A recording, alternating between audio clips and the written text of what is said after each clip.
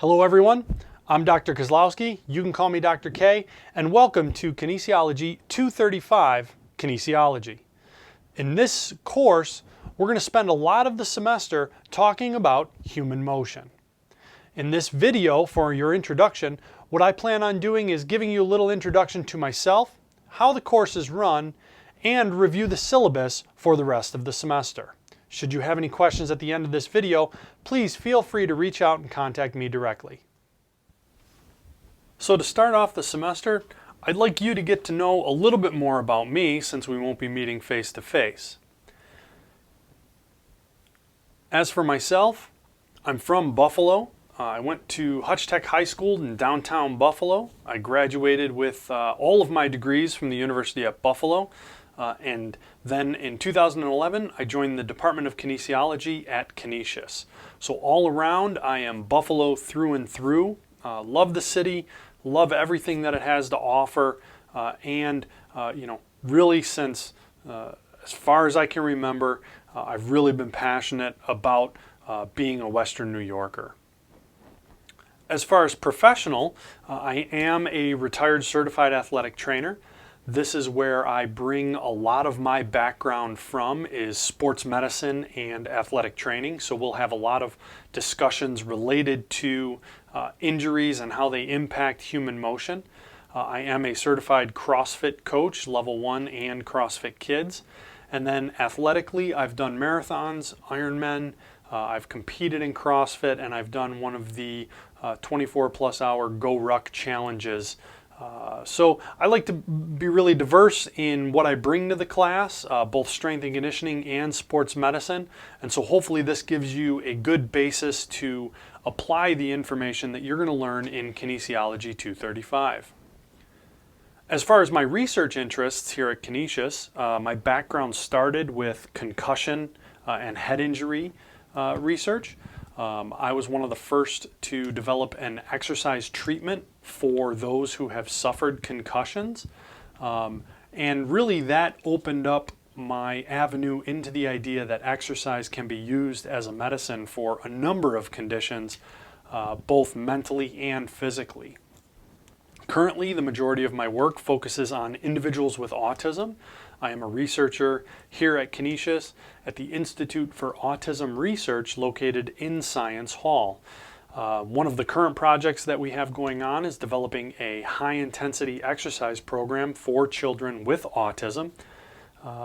If you, during the course of your studies, have any interest in getting involved in research, potentially you're looking at graduate programs, both professionally and academically.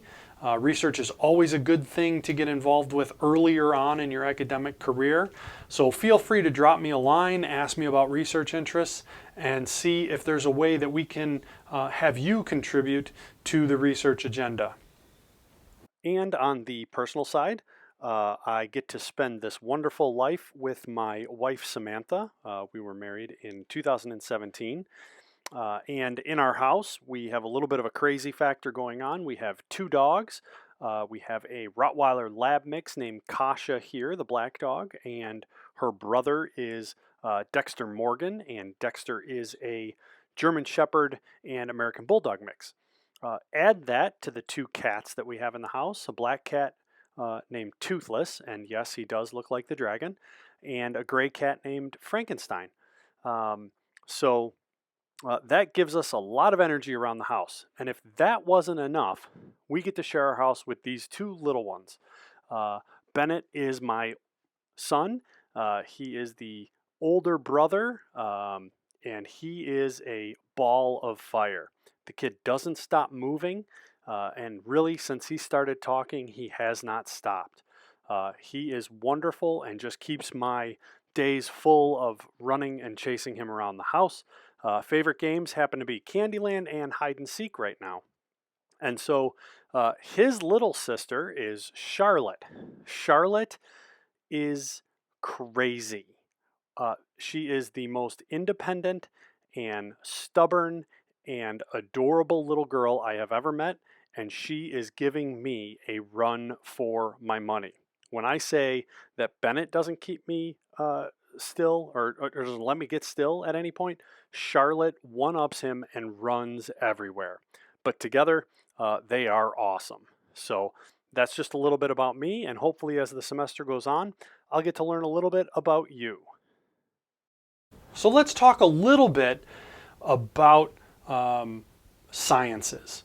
And what I want you to do is take a look at this list of terms: anthropology, biology, cardiology, criminology, epidemiology, geology, hematology, immunology, microbiology, pathology, pharmacology, physiology, toxicology, and zoology. Now, what do all these terms have in common?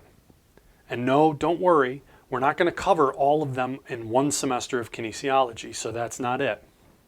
Hopefully, through my annoyingly long reading of all of these terms, you realize that they all have ology at the end. And ology simply stands for the study of. For example, cardiology is the study of the heart. Hematology, the study of blood. So that's where we get kinesiology from. This course is a science course, and really it is the study of human motion. The study of human motion is a science. Now, kinesiology isn't unto itself a very specific field. It really is more of a combination of multiple topics. And this study of the science of human motion combines the study of anatomy. Now, you have had an anatomy background in either Bio 115 or a previous anatomy and physiology course. I hope that you bring all of that information with you as we study the human motion together. So you're going to need to be able to know where muscles are, where do they originate, where do they insert, and how do they act. I won't be going through that in detail in this semester. So that's why it's good to have a good anatomy textbook with you in case you're a little bit shaky on those things. Kinesiology also combines anatomy with the study of physiology. Physiology is simply how the systems work in the body. And so we're going to study the physiology of muscle, we're going to study the physiology of the nervous system, and we're going to study the physiology of the skeletal system, because those are the three primary systems that drive human motion. And then finally, although not an ology, is very important to human motion, it is the study of physics. The laws that regulate how things move and interact on this planet. Now, here's where I don't want you to get scared. Some of you may not have had physics at Canisius. Some of you may not have even had physics in high school, and that's okay, because the physics we're going to be talking about in kinesiology are non-calculation physics. We're not going to do a whole lot with numbers and tangents and cosines and theta and angles, okay? So don't get too nervous about all of that. But you do have to understand the underlying of physics in order to understand human motion. This includes Newton's laws and how lever systems work so that we can guide the human body along a path of motion. So what I want you to do, and this is nothing that you will turn in, this is more just a self-assessment. I want you to think about a squat movement, be it a barbell squat or an air squat, or you're just squatting down to pick something up off of the ground. Think about what's happening at the hip joint, the knee joint, and the ankle joint. What motions are occurring at each? Flexion, extension, adduction, rotation, and then what plane are these motions happening in? Once you've decided what motions are occurring, what muscles are actually driving these muscles to happen, and then what type of contraction is taking place in each of those muscles. By the end of the semester, you're going to be able to easily answer all 4 of these questions. So give yourself a little bit of time. You can pause the video here, and on a piece of paper, just go ahead and write down your answers to these questions. Now that you've had an opportunity to answer those questions, I want you to think about how is best to prepare for this course. What has worked in courses like this in the past? What didn't work? And then if you've had me for a course before, what worked and what didn't? Previously, I took a session of Kinesiology 235, and I asked questions of the students right before they took an exam. I said, how did you study for the kinesiology exam? And then after the exam was scored and returned, I took the top third of the class and I looked through their responses. I also took the bottom third of the class and looked through their responses. What you see here is a brief example of how the successful students did and how the less successful students did. If you notice, the most successful students took notes from all of the online information, and then they ended up actively learning through rewriting of these notes, creations of study guides. They reviewed videos multiple times. They took notes on the videos. They recopied a lot of the information that they had been writing. They used workbooks. Alternatively, if we look at the students who were not successful, they spent the majority of their time using flashcards. Now, the creation of flashcards is valuable. Writing the information down, breaking it apart into usable chunks, that's a good thing. What is not usable is just rereading the flashcards or flipping through them and reading and studying, reading and studying. That is passive learning, not active learning. And if you want to be successful in this course, you really need to grasp the active learning techniques and go through the information. Write it down by hand. Watch a video, take notes. Rewatch that video, check your notes. Watch the video a third time and then really rewrite your notes into a well-organized pattern of information. That's how you're going to be successful in Kinesiology 235. So what I want to do is I want to take a little bit of a change here, and I want you to, on D2L, open up your course syllabus or grab your printed copy of the course syllabus, and let's review that now. So let's take a look at the syllabus for Kinesiology 235. As you know, this course is offered online this semester, and all of the logistical information is located at the top of your syllabus. Directly below that is the course purpose and goals as I have envisioned them throughout many offerings of this course. Take a moment and read through these yourself. You can print out the syllabus. It's available on D2L, or you can look at it online. But make sure you read through these so that you get a good understanding of where we're going to head and what questions drive the organization of this course throughout the semester. As a prerequisite, you had to have taken Bio 115 in lab with a grade of C or higher, or had a basic anatomy and physiology that focused on musculoskeletal anatomy in this course. Currently, you should be enrolled as a physical health education major, health and wellness, or sport and exercise healthcare major at Canisius. The required texts for this course are Floyd's Manual of Structural Kinesiology. The 20th edition is the latest edition that is available. Now, it's important to mention here, really, the human body has not changed all that much in the past 100 years. And so, if you happen to find the 19th edition, the 18th edition, the 15th edition, even the 12th edition, it's probably going to be basically the same information in this textbook. So you don't have to go out and buy the latest and greatest. Now the difference is that the pages at the end of the syllabus will not be exactly the same for the 20th edition and the 19th edition. There are going to be some changes.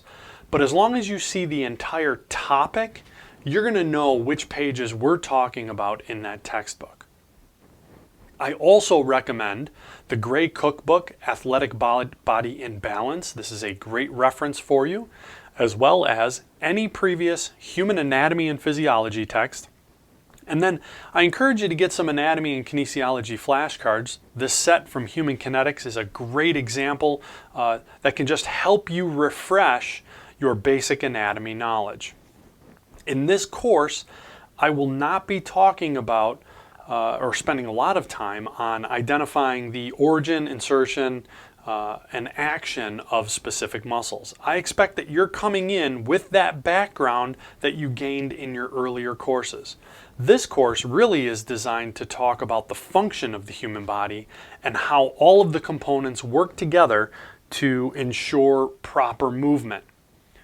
There will be opportunities during the semester when additional readings will be assigned and available on Desire to Learn, so please check through each of the individual topics for those when they're released.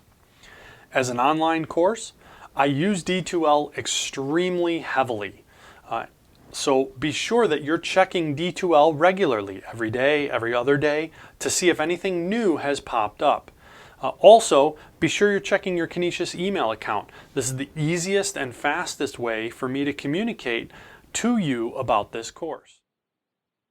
So let's talk a little bit about the grades and the course activities across this semester. This course is a little bit different than other courses you have probably experienced up to this point. I'm going to explain my grading process in detail at the end of this video, so be sure to pay attention then. But what I think you should know is that this course really will focus on the quality of your work and not about quantitatively assessing you, giving you a number on every assignment that you turn in. So this is what we call an ungraded class. Please read through this section before listening to the end of this video. Basically, what it comes down to is I won't be assigning your grades. You will be assigning the grade that you feel is appropriate for the work that you did across the semester. Across the semester, you're going to have a variety of tasks to experience. One of these are what we call course content challenges. These are just simply online challenges that cover the class notes and the assigned readings, and they are given according to the class schedule on D2L. You should consider this as about 3/4 of your grade, and how you perform on them should be reflected in the grade that you give yourself at the end of the semester. Now, you won't actually be seeing the grade that you achieve. I won't be correcting and giving you pluses and minuses. But what you will be able to see at the end of each exam is what you got wrong and what you got right. This will help you focus on reviewing the material that seems to be difficult with you and that isn't translating. Also, across the semester, approximately 20% of your time should be spent doing assignments. Now, these weekly assignments include online quizzes, reviewing articles, posting in discussion forums. Again, I'm more interested in the quality of your work rather than just giving you a bunch of work to do. One thing I don't like is busy work, so you should consider this course being busy work free. And if you feel that you have a different way of explaining the material that will show your knowledge and understanding better than what I have provided, feel free to reach out and we can come to an agreement on that. Now, your assignments, quizzes, everything will be due every Tuesday at 10 o'clock. Every week, you will have something to do. More than likely, there will be a quiz on the online material every week. So be sure that you're checking Desire to Learn regularly for the openings and closing of these assignments. For any discussion forums, I'm looking for you to make an original post by Friday at 11:59 p.m. and submit 2 responses to your peers' posts by Tuesday at 10 a.m.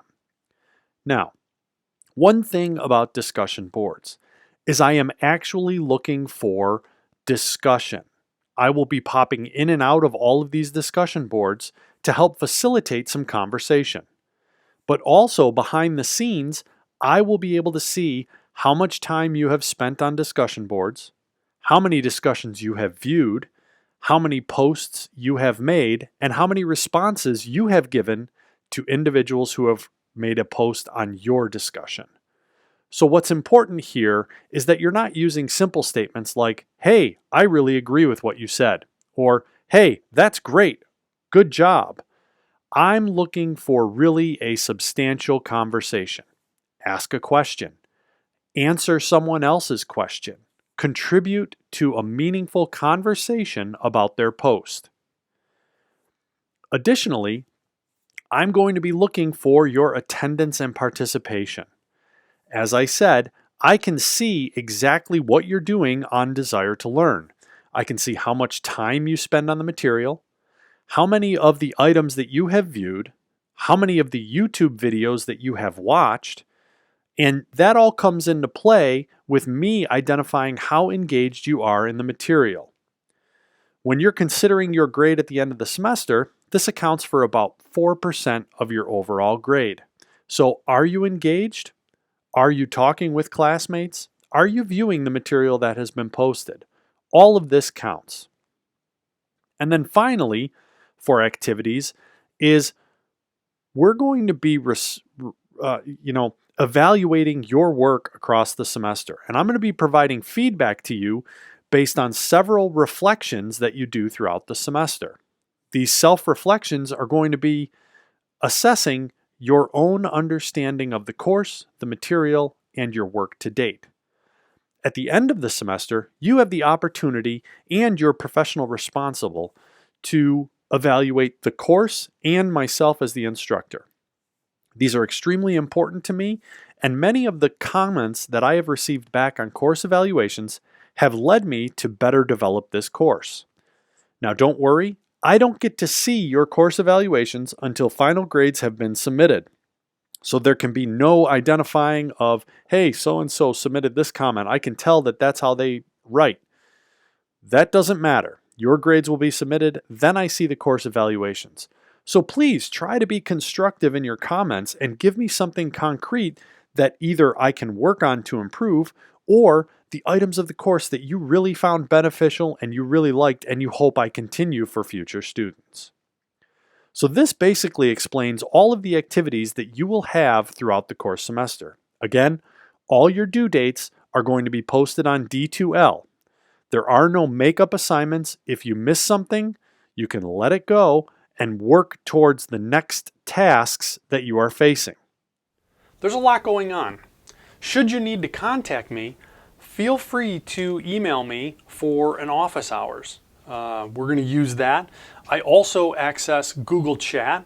So if you go through your Canisius account to your Google accounts, use Google Chat, type my name in. I am usually available online and will respond to you in real time right there. I am also, if you wish to set up an appointment, we can set up a Zoom meeting, a Skype meeting, or a Google Meetup meeting if that works better during normal business hours. If you happen to see me on campus, I don't plan on being on campus too much this semester, basically because of the new little one in the house. But please stop and chat. I am absolutely happy to chat with students when I see them, provided I have time. Any questions pertaining to the specifics of the course? Say you have a question about course material. You're unsure exactly how the muscles work around the knee joint. Maybe you're a little confused about the rectus femoris relationship to biceps femoris. This is a question for you to post on the student lounge. This is a discussion board that runs the entire length of the semester. And chances are, if you have a question about an assignment or material in this course, someone else does as well. Don't send those in a private email to me, because what I'll respond with is, hey, this is a great question. Why don't you put it on the student lounge and see if we can come up with an answer as a class? When you're emailing, please do use my Canisius email account for sending any messages pertaining to personal issues that you want to discuss. I will be making use of your Canisius accounts as well.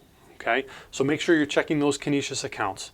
I will try to answer all emails within 24 hours. Having a little one at home, a new little one at home, makes that a little more challenging just because sleep-wake cycles aren't really in line at this point. Please note that if you email on a Friday afternoon or later, I won't respond until the next week. Okay? If you're looking for a reference or recommendation from me after our experience together here in class, or after you have me as an advisor or later on in your career, here's what I'm looking for from you so that I can write the absolute best reference for you. This also contains a lot of good advice should you look to ask another faculty member for a recommendation. You can see here, number 4, there is an online recommendation request form that I ask that you complete if you need a recommendation from me for internships, for graduate school, or for employment. Couple policies. I don't accept late assignments. We just count those as a 0. I can give a lifeline extension if you let me know 48 hours in advance of the due date that you won't be able to complete the assignment in a timely fashion. These are evaluated on a case-by-case basis and may or may not be granted based on the circumstances. Please, academic integrity is extremely important to me. Cheating, plagiarism, and academic dishonesty is not tolerated. Penalties are severe when you do. Should you need accommodations, please contact the Griff Center for academic advisement either through this link or the phone number available here. And then I've given you a little room to identify classmates that you can work with either in virtual or real-time study groups as you prepare for this course. Finally, you can see the tentative course outline of the topics that we will cover, as well as the pages in the 20th edition of Floyd that refer to these topics. What you see here is the semester is basically going to be broken down in 3 sections. The first third of the semester is going to focus on the skeletal, muscle, and neural function involved in human motion. The middle group there is about functional movement screens, and then we're going to talk a lot about physics. And then the end of the semester, we are going to move very systemically throughout the body, starting at the upper extremity, the shoulder, and we're going to work inferiorly and talk about the shoulder, elbow, wrist, hand, hip, pelvis, knee, foot, and ankle, and then we will conclude with a discussion on the thorax and spine. Again, we move very quickly through these topics, and so it's an advantage to you to come in with a good, sound understanding of where the anatomy is located, where it originates, where it inserts, and what it does. Now that we've gone through the syllabus, make sure you download a copy for yourself, read through it one more time, and make sure that you go under quizzes and complete the syllabus quiz. This counts as one of your weekly assignments, and this is an easy 100 for you in this course. So you don't want to miss that. This is going to be due in approximately 1 week. So read through the syllabus, head to the quiz section on D2L, and take that syllabus quiz. So I want to talk a little bit about how this course in particular is going to be graded this semester. What I want to do is first welcome you to what I like to call a grade-free zone. Basically, no grades. You can see the statement in the syllabus that we've gone through before. Read through that, and that'll give you an idea of where this course is going in terms of grades. But let's answer the biggest question you probably have is, why is this a grade-free class? This is something that I have been thinking about for several years. I've always found it difficult to grade students. It seems very sort of subjective to me, no matter how many tests or assessments we give. Likewise, there are always students who don't perform well on certain assignments. Maybe you don't do well under pressurized tests. Maybe you're not a good writer, or you don't like to do large projects. You like small piece assignments throughout the course of the semester. And so no matter how I organized the semester as a whole, there was always something that someone didn't do well at. And then that would boil down to a grade, a number between 0 and 100, though no one ever achieved between a 0 and say 65 anyway. And then that would convert to a letter grade. And so every time you did that, there's some inaccuracies that occur. And so this is the first semester I'm going to try this. This is going to be, as I said, a grade-free zone. This course is going to be organized by something called ungrading. There's a lot of research out there that shows that grades really are fairly unpredictable and not very reliable, whether you're using an A through F scale or a 0 to 100. Maybe you've asked yourself, why do grades go A, B, C, D, and then F? And where did the E go? Well, this is still a recent phenomenon, only about 100 years old, and in the original scale, it did include an E grade, which was eventually eliminated. As far as the unreliability of grades are concerned, there's several research studies out there, some very early from the 1930s. For example, 142 teachers graded the same paper. And when the grades were turned in from these 142 teachers, the grade ranges went from 50% to 98%. It was the same exact work, but this shows that there's very little reliability in terms of an instructor grading a paper. What one teacher finds as important and well written, another teacher finds substandard and off topic. Likewise, in another study, 61 teachers were given 2 papers once to grade, and then 11 weeks later they were given the same 2 papers to grade. And these grades given were shown to be basically, there's no relationship, and they were basically almost guesses as far as the inter-rater reliability, the same teacher grading the same paper at 2 different time points. And so, because of that, grades really are this extrinsic motivator. They're something that you see, something that someone else sees, and you're being motivated to achieve this certain standard. As such, what research has shown is this really diminishes student interest. And that really was what guided my changing this course to a different way of grading. Is I want this to be an avenue for interest to you. Interest in exercise science, strength and conditioning, or health and wellness. Whichever your field is really drawing you, I want you to sort of focus on this. Grades also really create an avenue for someone or a student to create a preference for the easiest route through something. It's called the minimax performance. Get the maximal benefit for the minimal amount of work investment. How little can I do to get the highest grade possible?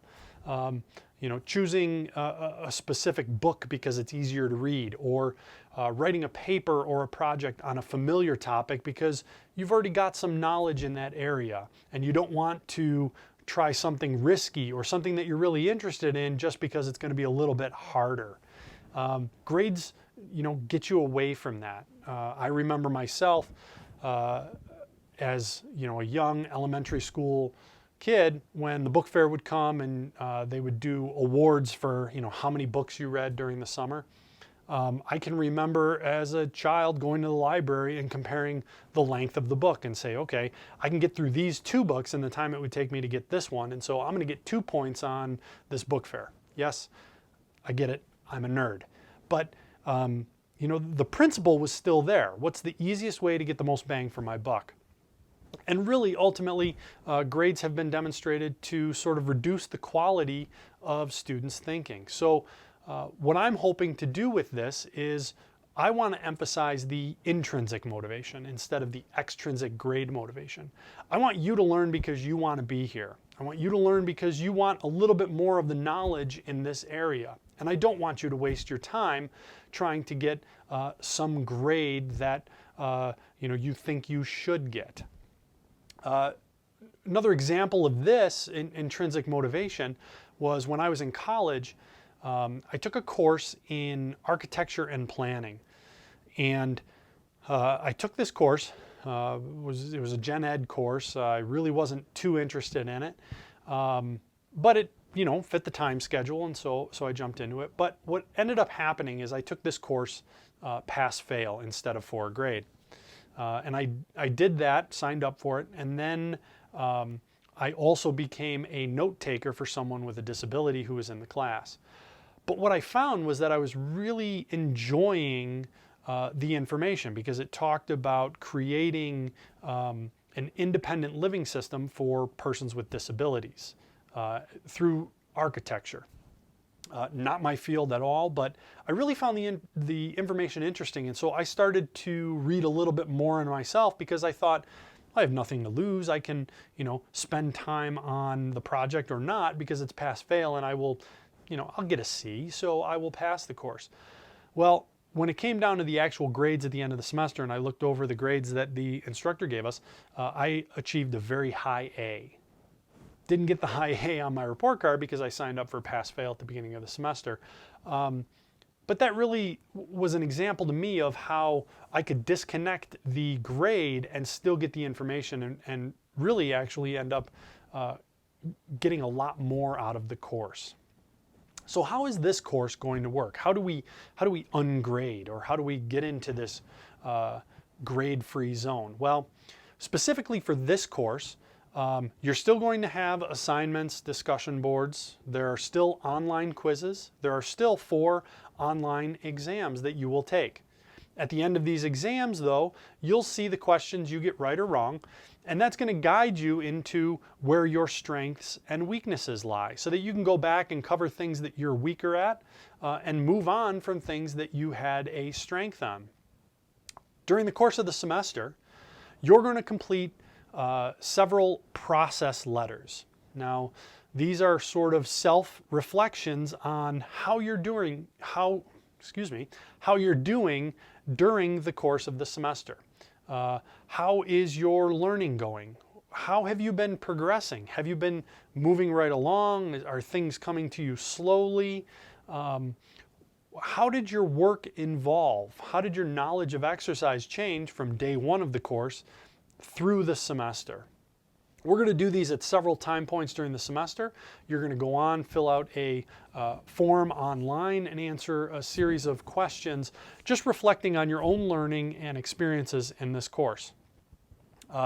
You're not going to be getting grades back on quizzes or assignments that you hand in, but you'll be getting feedback.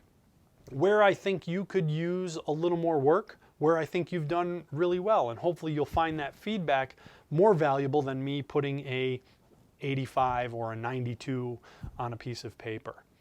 Along with that, you're going to be doing some peer assessments, assessing each other's work so that you can better understand what other people are studying and give some feedback from a peer's point that, hey, this makes great sense. Wow, you're really onto something unique here. Or, I really didn't understand this point that you said. Can you expand on it further? You'll also do some self-assessments. How well did you do on the assignment that you handed in? I'll give you a little guidance on that, but I really want you to be honest and look back at your work. You know if you've done good work or not. Think about the last time you handed in papers to other classes.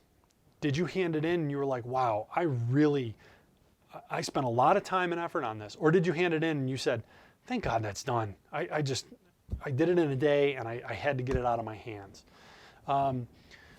The assessments that we do use are going to use a few gradations. They're not going to be A through F. It might be, hey, I met the assignment or I didn't meet the assignment requirements.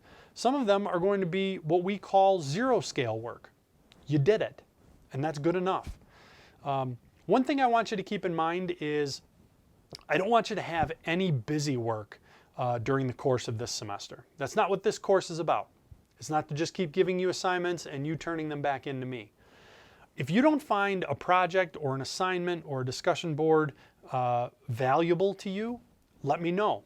Let's find something else that's going to be of value to you. So you don't ever have to do something that you just think is, I'm just wasting my time spinning my wheels on this. At the end of the course, you're going to grade yourself. You heard it right. You are going to give yourself the grade that you think you deserve, not me giving you the grade that you deserve. So at the end of the semester, I'm going to ask you to reflect. Where did I come from? How much did I learn? How much time did I spend on this? Did I take any risks?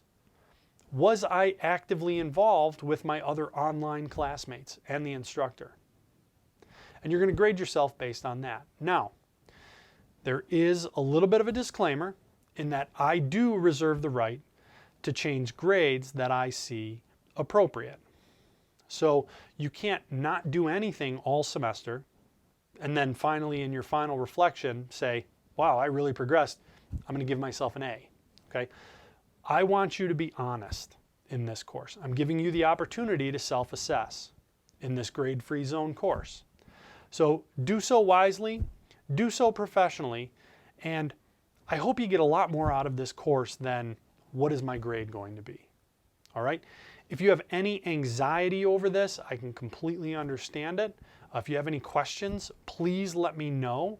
I'm glad to talk about this at length. But I think it's going to be a good semester, and I think it's going to lead to a much more intrinsically motivated and valuable semester for both you and I.